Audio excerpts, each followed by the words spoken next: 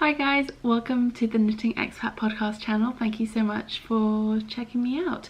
My name is Mina and this is a little introductory video for anyone who is new or just coming across this channel. I just thought I would give you guys a bit of a background to who I am, my story I guess. I've done a couple of Q&As in the past on this channel, so you can always find those if you want to hear me answering some more specific questions. I was contacted by a new viewer somewhat recently, towards the end of last year, suggesting that maybe I do a sort of like a reintroduction, and I realised it's been a while and maybe it'd be good to have like a little standalone introduction video for anyone who's new coming across this channel to get an idea about what I get up to over here and what they can expect to see. So like I said, my name is Mina. I currently live in the UK, just south of London, with my husband, my daughter who's almost 3, can't believe that, and our 2 cats who may or may not make an appearance on the podcast every now and again. This is a channel where I primarily record and share a knitting video podcast every few weeks. I used to do it weekly when I first started, but once I had my daughter it kind of reduced to once every couple of weeks, and then as life and everything got a lot more hectic, it's now every 2 to 3 weeks. Sometimes it's just once a month. It just depends what we have going on in our lives at the time. I have a feeling this year once a month is probably going to be more like what it's going to be going forward, just because I have a lot of trips coming up this year for work, and it's just lots of exciting things. And so for 2020 I think my aim is going to be once a month to do a proper full podcast. I also, other videos that I post on this channel, I post vlogs. I tend to vlog special occasions, trips, family holidays, things like birthdays and stuff like that, and occasionally I'll do an odd weekend vlog here and there if we have some fun things planned or things that are worth sharing. I am looking to do more vlogs to kind of fill in the gaps where I don't necessarily have time to sit down and do a formal podcast. There might be some work week vlogs type of things going on. I know a lot of people really enjoy seeing some of the behind the scenes of my design work. I guess I should have started with that. I sell knitting patterns on Ravelry as Knitting Expat Designs. You can find me on Ravelry as Mina Phillip. You can find me on Instagram as Knitting Expat, and those are the main places you can find me. Obviously you found me on YouTube because you're here. And yeah, and I'll leave links to all the other places you can find me online below this video as well. So I have a 3-day work week on the days that my daughter goes to nursery, so today's one of those days. And yeah, so I might do some work week vlogs where I take you along with me as I'm working on some design and things like that. I haven't really done that in the past, but it's something I'm thinking about doing for this year. Other videos that I post on this channel, I occasionally post little tutorial videos. I also started a series last year of a Knit With Me series, which I am planning on continuing this year with some other projects.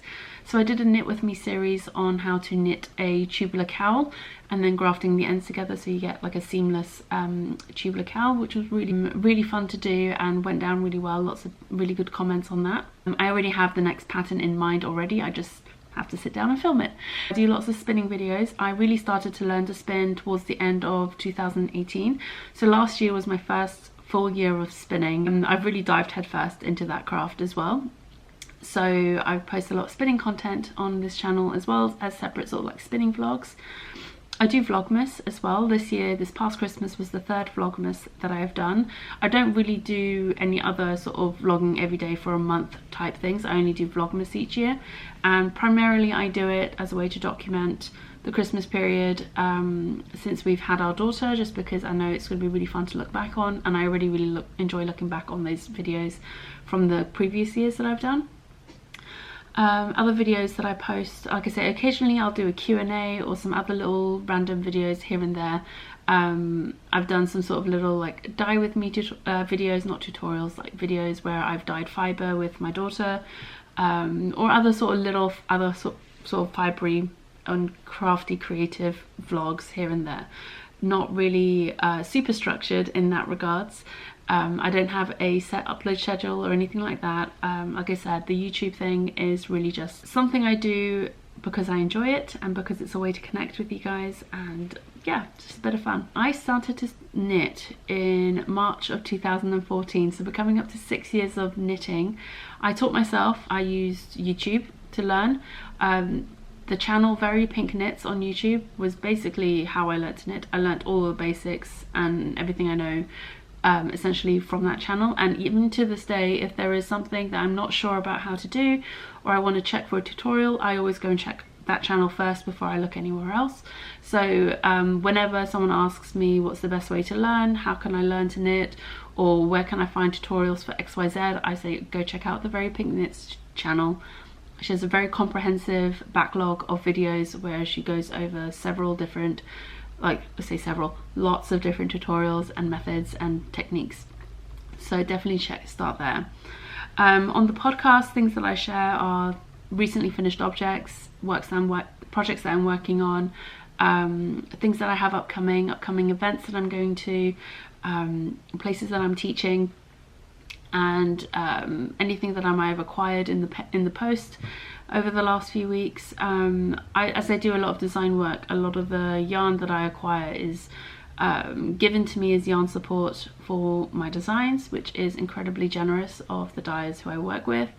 And yeah, and I just enjoy sharing the things that I get, not in a show-offy way, but in a I like to bring awareness to the brands and companies that I enjoy working with and enjoy using, and I want to share that with you guys in case you haven't heard of them before. I started the podcast a year after I learnt to knit, because I didn't really have a knitting community.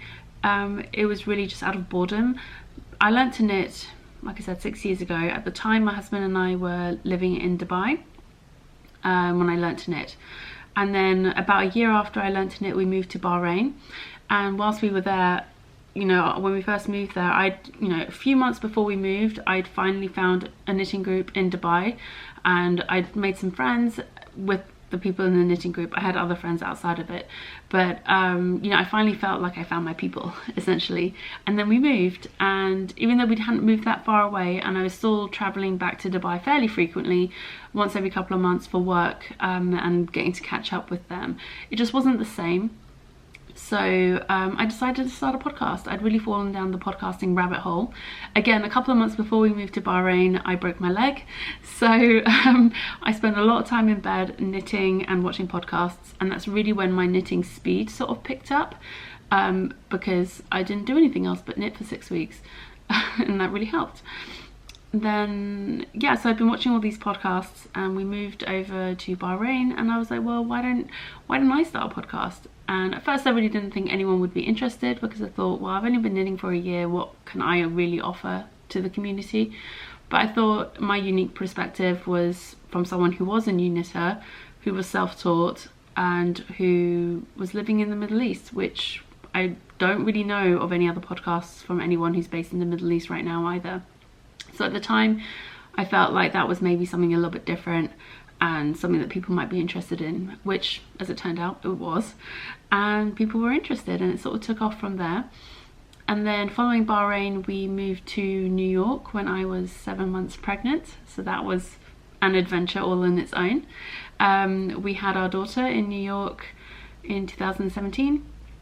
And we lived there for a year before our visa expired, and we couldn't renew our visa for many a reason I will not go into and bore you today.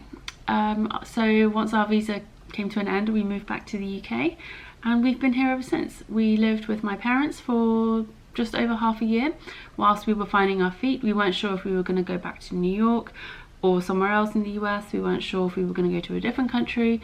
So initially we didn't want to, well, we wanted to save a bit of money, and so we stayed with my family for a while until we figured out what we were going to do, which was incredibly generous of them and very helpful for us. And also they loved it, let's be honest. They were so happy to have Layla, my daughter, and us, I guess, living with them. But let's be honest, I think it was more about her than us. I joke with everyone that when we show up at my parents' house, it's about 5 minutes before they even say hello to us. It's like me and my husband, it's because it's all about Layla at the beginning. There was actually once when we showed up and it was just like, okay, we don't exist. And about literally 3-4 minutes later, my mum turns around and was like, oh, hello. I'm like, yes, we're here too. But that's fine, like, I really don't mind. and she enjoys it too. So then we moved into our first home, first place that we've bought together, which is really exciting. And yeah, now we're here. We're fairly settled. Layla's loving life, and so are we. Like I said, things are a bit hectic. Work is crazy, but in a good way. Not in a bad way at all. Sometimes it gets a bit stressful, sometimes it gets a bit overwhelming, both for me and my husband. Like our jobs independently can get stressful. It's not helpful when they coincide with being stressful at the same time, but we make it work, and yeah, we're fairly happy with our situation right now. Okay, so that's a little rundown, I guess, of my history with knitting, where I'm at. We lived in New York for a while, so I have a lot of knitting friends in New York, and it's nice whenever I get to travel back to get to catch up with them. Like I said, I wanted to keep this video short, so I'm going to leave it at that and say thank you so much for joining me, and I hope you enjoy what you see on this channel. Alright, I hope to see you again soon. Take care. Bye!